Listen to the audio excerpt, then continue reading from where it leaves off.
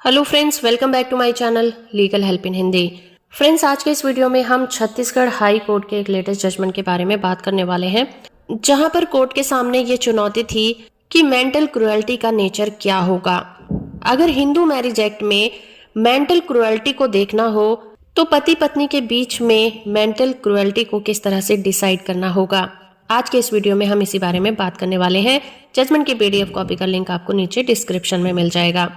आज हम बात कर रहे हैं case Sohil Agarwal versus Shrimati Anjali Agarwal case के बारे में, और इस केस की सुनवाई जस्टिस गौतम भादुड़ी और जस्टिस राधा किशन अग्रवाल की बेंच कर रही थी। हाई कोर्ट की बेंच फैमिली कोर्ट के द्वारा पारित किए गए एक फैसले और डिक्री को चुनौती देने वाली अपील पर सुनवाई कर रही थी।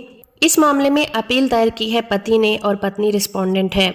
पत्नी का आरोप ये है कि शादी के तुरंत बाद ही पति द्वारा दहेज मांगने को लेकर अलग अलग मौकों पर उसे मेंटल और फिजिकली रूप से प्रताड़ित किया जा रहा था। इतना ही नहीं, जब वो प्रेग्नेंट थी तब भी उसके पति ने उसके साथ बुरा व्यवहार किया था और उसके माता पिता के घर उसे छोड़ दिया था। पति उसके चरित्र पर भी झूठे आरोप लगाता था और उसी आधार पर इस एक्ट के तहत सेक्शन 13 के तहत याचिका दायर करके तलाक की मांग की थी, जिसे बाद में कोर्ट ने खारिज कर दिया था।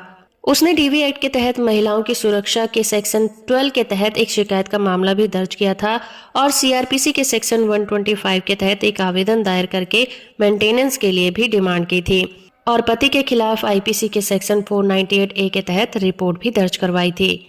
फैमिली कोर्ट ने अपने फैसले में दोनों के तलाक के लिए डिक्री पारित कर दी थी। हाई कोर्ट ने इस मामले को देखा और उन्होंने वी भगत वर्सेस डी भगत के मामले पर अपना भरोसा जताया। इस केस में ये माना गया था कि सेक्शन 13 क्लॉज 1IA में मेंटल क्रुएल्टी को मोटे तौर पर उस आचरण के रूप में डिफाइन किया जा सकता है जो अपने पार्टनर को मेंटली टॉर्चर करता है, उसे दर्द देता है, जिसके बाद दोनों का एक दूसरे के साथ रहना असंभव हो जाए।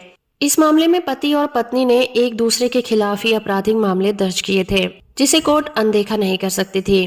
पत्नी अपने पति पर क्रुएल्टी का इल्जाम लगाती है, वहीं पति पत्नी का एक्स्ट्रा मैरिटल अफेयर होने का दावा करता है। हाई कोर्ट ने कहा कि जिस तरह से दोनों एक दूसरे के साथ व्यवहार कर रहे हैं और पत्नी मायके में जाकर रह रही है, इससे पता चलता है कि पति ने पत्नी के साथ क्रुएल्टी की है, जिसके बाद उसका ससुराल में न रहना ही उसे ठीक लगा होगा। 2014 में वो अपने पैतृक घर चली गई।